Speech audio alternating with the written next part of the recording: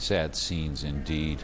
We want to bring you up now, up to date on what's been going on, all of the recent developments. The rescuers in New York, of course, continuing to search the rubble of the World Trade Center. They're hoping against hope that they will find further survivors. More than 4,900 people now officially listed as missing there in New York. A Justice Department official, meantime, telling CNN a second man is in custody on a material witness warrant. He's in FBI custody in New York City, and New Jersey officials are questioning 2 other men in connection with the attacks. Sources say 2 of the hijackers were under surveillance by U.S. law enforcement before the attack. One of the 2 was reportedly connected to the October 2000 attack on the USS Cole in Yemen. Meantime, in New York, investigators found a passport that apparently belonged to one of the hijackers. It was found blocks away from the crash site itself. The FBI and the police have now widened the search area after that discovery. Should the United States elect to launch an offensive against Afghanistan, it faces a daunting task. The terrain is mountainous, and the people are renowned for their resilience to ground assaults. The country is far removed from most U.S. allies. Former diplomats say the U.S. must weigh its options very carefully. I think that would be, under most circumstances, the last thing we would want to do. Putting land forces into some place like Afghanistan, in the first place, we saw how successful the Soviet Union was. If you get all of the Afghanis opposed to you, it can be a very unpleasant circumstance. I would think that with our technology, if we know where he is, and that's the first question, I should think we could get at him and at the Taliban without having to put troops on the ground. You have air power, which is very capable. It's going to be mixed with a variety of other kinds of actions, and I cross the spectrum of economic sanctions, embargoes, forming alliances that will act in concert against these countries, and as well as military action. So it's going to be long range. It's going to be very, very complicated. I think you'll find that the military activities that occur are going to be selective. They'll be very aggressive and probably in some cases massive. But I think you're going to find that it's going to be a longer-term, very carefully orchestrated effort on a magnitude that we have not seen before. Whatever form of military action the U.S. decides to take, the support of neighboring Pakistan will be crucial. Tom Mentir now joins us live from Islamabad for more on how Pakistan is responding to U.S. requests for cooperation. Tom. Ralitza, that support may be crucial even before military action is needed. Sources close to President Musharraf tell CNN that Pakistan has asked the Taliban to hand over Osama bin Laden within the next 3 days or face a huge military operation. Also, they say that air cover would be used from Pakistan, but no ground troops assigned here. Now, there was a phone conversation last night between the Pakistani president and U.S. President George W. Bush. In that, Pakistan asked for U.S. support in economic areas for Pakistan and possible help with the $30 billion debt that Pakistan currently has. Now, a senior representative will go from Pakistan into Afghanistan to meet with Mullah Omar tomorrow to discuss this latest branch or way out by handing Osama bin Laden over and preventing any possible military action against Pakistan. But the full details yet have not been revealed, but it's the first we've heard of this phone conversation. Also, Pakistan would like the United States to help with Kashmir and the issue there. They would like the U.S. to play a more mediating role in exchange for their cooperation. Pakistan, supposedly, according to our sources, also asked the United States that India and Israel not be involved in the operation.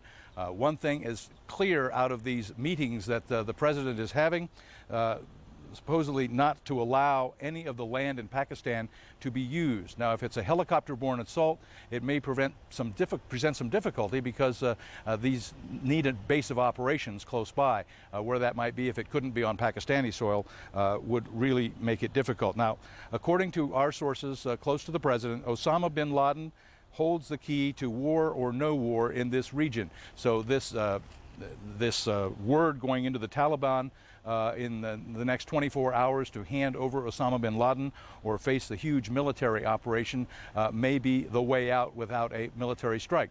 I have just spoken in the last couple of hours to one of the members of the opposition.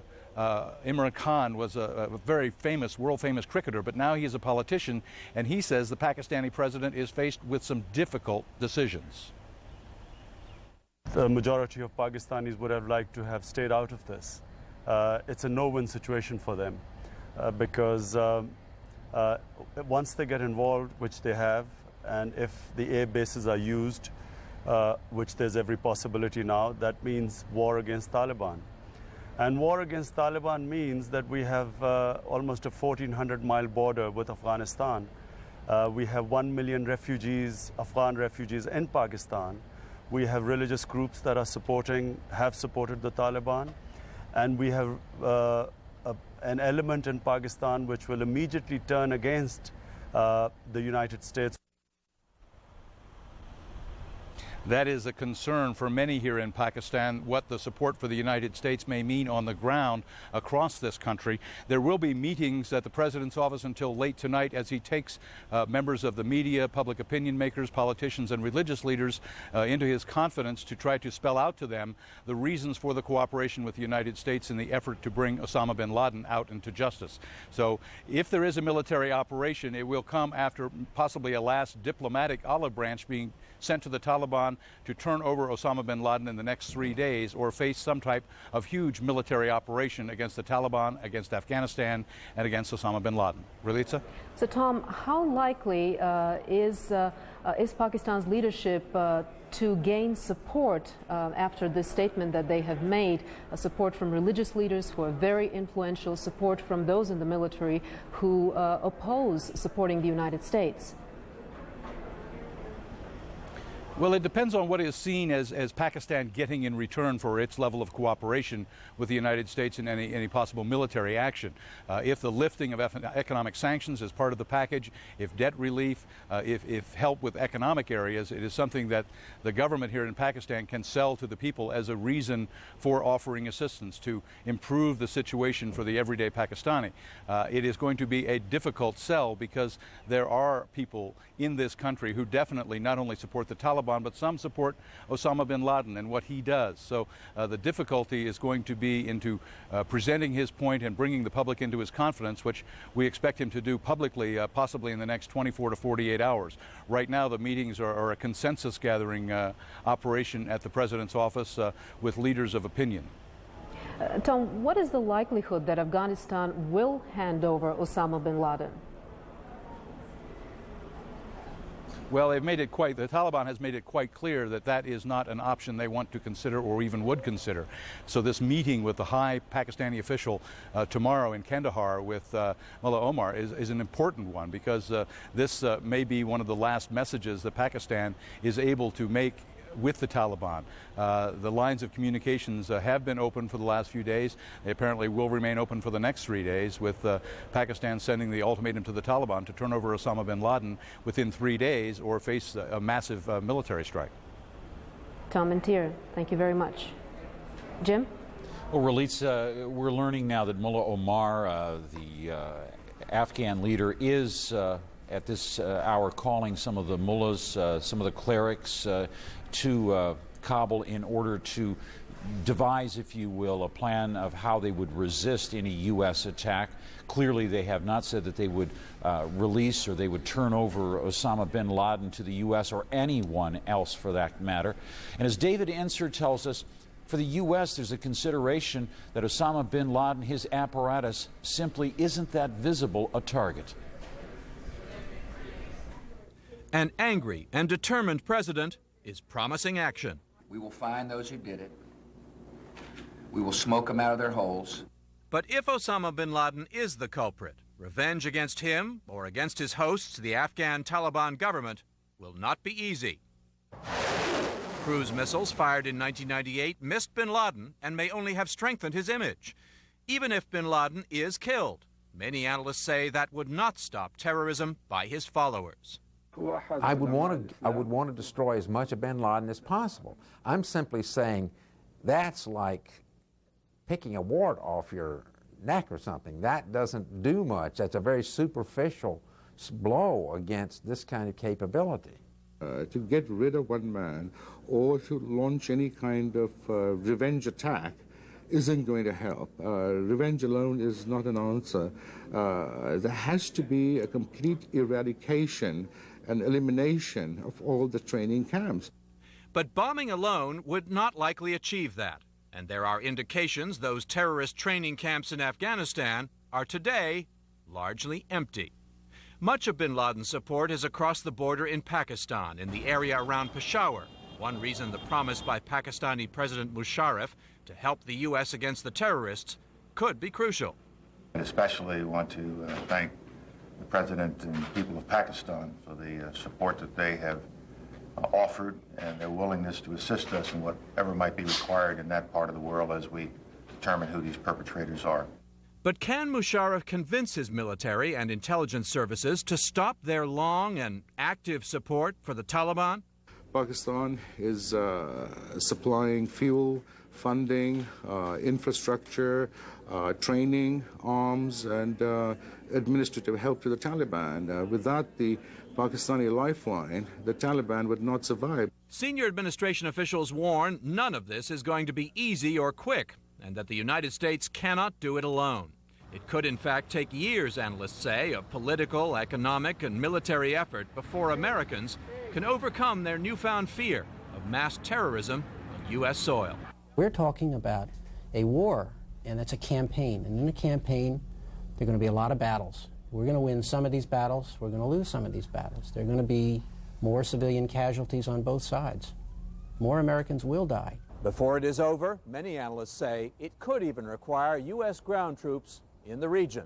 For now, though, the main focus of the Bush team is diplomatic, building a strong international coalition, much as the president's father did before the Gulf War. David Ensor, CNN, Washington. Well, the Pentagon has named the mission to provide increased domestic defense. Mark Potter joins us now from the Pentagon with more on that. Mark. Well, Jim, that mission is called Operation Noble Eagle, and we'll have more on that in a moment. But first, according to this morning's Washington Post, Pentagon officials were caught by surprise by the hijacked passenger jet that slammed into the Pentagon Tuesday morning. According to the newspaper, the Federal Aviation Administration told the nation's Military Air Defense Command that a hijacked jet was heading toward Washington. Fighter jets were scrambled from Langley, Virginia, more than 100 miles away. But here at the Pentagon, according to the Post, Defense Secretary Donald Rumsfeld and his top aides were unaware of the impending danger, of course, until the plane hit. And it reports that those in charge of guarding the building also were not warned and did not order an evacuation. An Air Force spokesman this morning would not comment on that report. Now, at the Pentagon crash site, as they have for several days now, workers are still out there 24 hours a day, going through the debris, shoring up the building, looking for more bodies, working under huge floodlights in the nighttime hours. The Arlington County Fire Chief says that the recovery effort could take another 10 days. Building repairs, according to Pentagon officials, could take years. At last report, 88 remains had been recovered. The death toll is 85 remains. The death toll is believed to be 188, including the 64 people who died aboard the plane. Yesterday, families of the victims were allowed to visit the crash site. Now, as for Operation Noble Eagle, that's the Pentagon's new name for its mission to protect the U.S. homeland and to help with the disaster relief effort. It's planning to call up 35,000 reservists, and they will be getting, most of them will be getting notice in the next few days. Hundreds of Coast Guard reservists have already been notified. Among the missions that are covered by Noble Eagle, the fighter air patrols over Washington, D.C. and New York, the warship patrols along the east and west coasts, increased port security, and more assistance for disaster workers. Jim, back to you. All right, Mark Potter reporting there live from the Pentagon. Let's now turn to Ralitza for some more information, some developing news. Jim, thank you. In international news, we're receiving reports of new developments in concerning the Israeli-Palestinian conflict. Gerald Kessel joins